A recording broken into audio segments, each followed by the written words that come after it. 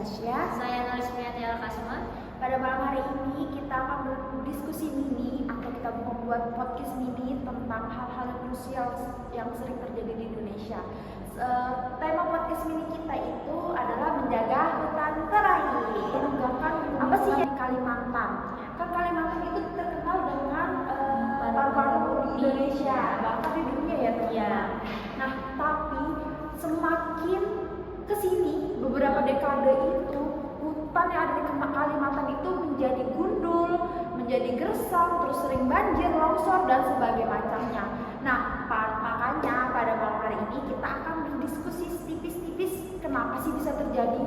Terus apakah pemerintah itu punya peran, punya andil dalam kejadian ini? Apakah pemerintah itu memiliki hukum yang mengatur ini? Oke, kita akan lanjut ke segmen selanjutnya. Guys, yang pertama itu kita akan membahas tentang apakah hukum lingkungan yang ada di Indonesia ini cukup kuat untuk membahas tentang permasalahan yang akan kita bahas, yaitu tentang penebangan hutan secara ilegal, penebangan hutan secara berlebihan, penebangan hutan secara brutal. Kenapa sudah diatur banyak pelanggar yang lolos? Terus juga kalau misalnya udah ada hukumnya tuh terus lolos, apa sih sebenarnya yang terjadi di lapangan tuh? Iya. Apa sebenarnya yang terjadi di real? Menurut kamu sendiri, Mei, kan kamu bilang tadi apakah hukum kita tuh sudah cukup kuat untuk mengatur hukum lingkungan? Menurut kamu sendiri tuh apa sih? Kalau menurut aku belum cukup kuat, karena kalau udah kuat pasti ini semua nggak akan terjadi nggak sih? Pasti orang akan merasa takut untuk melakukan hal tersebut, melakukan penebangan hutan secara berlebihan, pasti akan takut.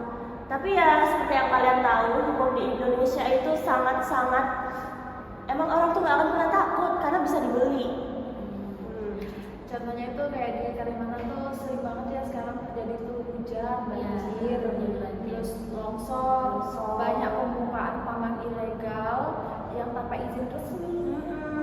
Jadi mereka tuh para oknum tuh masuk ke dalam hutan-hutan yang paling pelosok untuk membuka lahan baru, batu bara untuk kepentingan mereka sendiri tanpa ya itu membuat masyarakat ada tuh kasihan nggak sih, mereka kena dampak paling pertama nggak sih. Terus yang di kota-kota tuh juga kena dampak dari apa yang mereka lakukan. Contohnya tuh banjir. Kalimantan tuh kan biasa jarang banjir ya. Dari yang jarang banjir sekarang hujan dikit aja pasti banjir. Maka orang-orang tuh pasti bilang kalau hujan di Kalimantan tuh lebih baik kalian terobos daripada nunggu reda karena udah pasti bakal banjir. Di mana-mana itu sekarang banjir karena yaitu akibat dari banyaknya penebangan pohon, terus tanah tuh longsor. Karena penyerapan air itu nggak ada. Nggak ada yang lopang gitu dah guys. Tapi menurut kalian ini kan sebagai hal yang krusial, sebagai hal yang mungkin bisa bukan hanya membahayakan masyarakat ada tapi membahayakan masyarakat kota. Apakah ada hukum-hukum sih yang mengatur itu? Apakah kita tuh punya hukum nggak sih? Ya, jadi sebenarnya dalam lingkungan undang-undang itu sudah diatur dalam lingkungan, undang-undang sudah mengatur pada Undang-Undang Nomor 32 Tahun 2009 tentang Perlindungan dan Pengelolaan Lingkungan yang disebut PPLH, dan juga Undang-Undang Kehutanan, Undang-Undang Minerba, dan Undang-Undang Perkebunan. Dan ada juga PP tentang sanksi Administratif. Iya, administratif, dan juga ketentuan AMDAL dan izin lingkungan. Terus tuh kan kalau misalnya emang ada kayak gitu, kenapa ya kalau udah ada undang-undang ini, kenapa sih Masih tetap dilanggar gitu. Masih tetap ada pelanggaran ini. kok bisa? Apa sih penyebabnya? Ada beberapa masalah. Jadi izinnya itu diberikan tanpa kajian lingkungan yang memadai, dan juga perusahaan besar kadang terlindungi oleh kekuatan ekonomi dan politik. Oh, makanya itu sering terulang ya. Iya. Ya. Akibatnya pelanggaran itu terulang terus. Lagi-lagi soal uang, Nah, soal kuasa guys. nanti permainan politik. Ya, Iya. kan tadi kan udah membahas tentang undang-undang ini. Ternyata teman-teman ada undang-undang yang mengatur tentang hukum lingkungan seperti yang udah disebutkan oleh Alka tadi. Terus tuh kenapa sih hukumnya udah ada nih, kenapa masih terulang kejadian yang ilegal yang merugikan masyarakat itu kenapa? Itu udah dijelasin juga. Nah, karena udah ada undang-undangnya tuh, tantangan penegakan hukumnya itu bagaimana sih menurut Mei? Karena ya Kalimantan ini wilayahnya cukup luas gak sih guys? Sangat besar, jadi banyak juga perizinan yang masih sering tumpang tindih. Nah, karena masih banyak izin yang sering tumpang tindih, penegakannya pasti agak susah dong guys. Terus juga mungkin pengawasannya ya di lapangan itu masih kurang ketat, kayak mungkin yang memberikan izin itu Masih ada juga pemodal-pemodal besar yang masih ya seperti yang kita bahas tadi, berpengaruh terhadap peraturan daerah. Jadi ya namanya kalau orang sudah punya uang pasti punya kuasa. Peraturan tuh bisa dibeli guys. Jadi kayak masih banyak orang-orang yang berkewenangan itu masih bisa menolak. Terus juga kalau misalnya ada izin tuh pengawasan juga harus lebih diperketat nggak sih? Pengawasan tuh harus lebih diperhatikan. Terus juga kan kalau misalnya kita mau buat apa-apa tuh harus ada izin AMDAL dan kan? Iya. Izin AMDALnya itu harus diperhatikan betul-betul nggak sih? Karena itu izin AMDAL itu yang bisa membuat perusahaan atau ya perusahaan itu berdiri di situ. Itu betul harus dikaji. Terus Jadi guys, kita sebagai masyarakat adat seharusnya kita harus tegas guys. Kalau kita melihat kejadian itu terjadi di sekitar kita harus berani speak up. Kita harus berani mencari keadilan buat lingkungan kita, rumah kita. Kalau bukan kita, siapa lagi? terus juga kan banyak banget nih ya, kasihan banget sebenarnya, bukan kasihan gimana, tapi Kalimantan tuh yang tidak terkena banjir tuh banjir sekarang tuh kayak parah gitu. Nah, karena ini berdampak besar untuk saya saat mau pergi kuliah contohnya, itu kayak kita harus ketik, oh ini kita udah mau berangkat nih, hujan teman-teman, kasihan nanti kalau ini jalan itu sangat berpengaruh. Terus juga kalau misalnya kerja kita kebanjiran, belum lagi motornya mati say. Biaya baikin motor tuh gak murah ya kalau udah kena banjir. Maksudnya brembet. Itu minyak. Iya tuh. Belum lagi masalah kalau misalnya kita sakit karena hujan, karena banjir. Terus kasihan juga masyarakat adat yang harusnya mereka tuh hidup di lingkungan yang Aman, tentram. Jadi Hijau gitu kan. Mereka yang sebelumnya nggak pernah loh ngerasain kayak gitu. tiba-tiba pasti akan terjadi seperti itu. Kalau misalnya ada penambangan ilegal, pembukaan lahan secara tidak resmi, pasti akan terjadi kayak gitu. Nah itu menjadi fokusnya pemerintah sih, bagaimana ini kan udah ada undang-undangnya. Nah terus bagaimana lagi penegakannya tuh gimana agar undang-undang hukum lingkungan itu berjalan dengan baik, agar tidak terjadi penambangan ilegal, pembukaan lahan secara tidak resmi, terus Penebangan hutan secara brutal. nah itu pembukaan lahan tanpa adanya izin, pendirian perusahaan tanpa ada izin AMDAL. Tentunya hal itu harus menjadi fokus dari pemerintah sendiri. Nah tujuan kami di sini tuh bukan hanya mengkritiki pemerintah, tapi tujuan kami di sini ini berdiskusi sih sebagai mahasiswa, Sebagai masyarakat umum, Ya. apa sih yang kami rasakan akibat dari hal itu? Nah seperti itu. Karena kami pengalamannya. Berpengalaman banget merasakan itu. Karena kami rata-rata bekerja kan, jadi kalau misalnya kita kerja, kita kuliah, kalau misalnya banjir itu sangat susah banget. banget. Kayak kita harus lewat sini supaya tidak kena banjir. Sudah lewat sini dan Sudah sini putar banjir.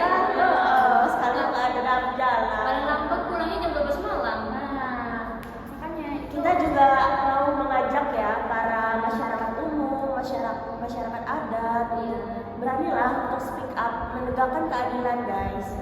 Jadi kita jangan diam aja nggak sih teman-teman? Kita nggak boleh diam aja. Nah, menurutku ya, pemerintah itu harus mendigitalisasi atau memberitahu kepada masyarakat tentang bagaimana sih perizinan pengawasan untuk pembukaan lahan.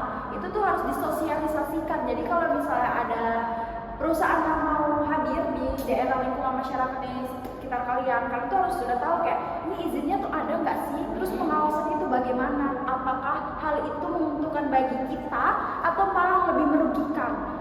Sebenarnya membuka perusahaan itu bukan suatu hal yang salah, karena membuka perusahaan itu membangkitkan nilai ekonomi di Indonesia.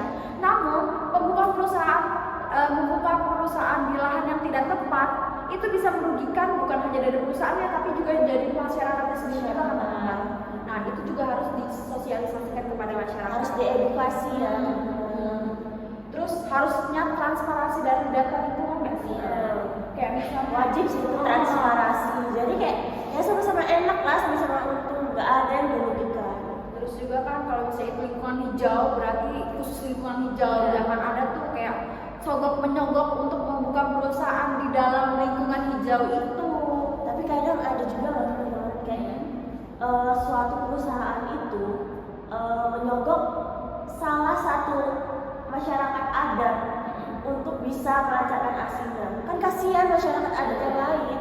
Nggak boleh gitu loh saling mengkhianati sesama masyarakat adat. Kasihan banget gitu ya. ya. Sebenarnya materi hukum lingkungan ini sangat seru sebenarnya, karena ini real yang kita rasain nggak sih? Bener-bener lingkungan kita sehari-hari. Jadi tuh kayak kalau cuma waktu 10-20 menit tuh rasanya nggak cukup ya teman-teman. Terus, nah selain di samping itu juga harusnya ada sanksi pidana nggak sih kalau misalnya terjadi kayak gitu?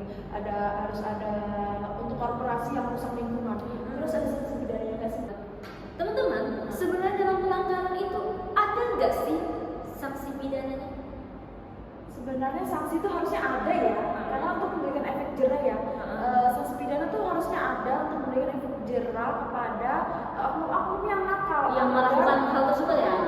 Sanksi pidana itu kan untuk korporasi yang merusak lingkungan contohnya, agar memberikan efek jerah, agar orang-orang lain nih yang ingin merusak lingkungan itu memikirkan dua kali.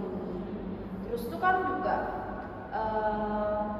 masyarakat itu mempunyai peran yang kuat, apalagi masyarakat adat dalam pengawasan. Jadi kalau misalnya ada perusahaan yang menurut kalian mencurigakan, kalian harus tanya tuh izinnya dari mana, izinnya itu benar atau enggak. Terus kalian harus melapor ya ke pihak-pihak yang berwenang.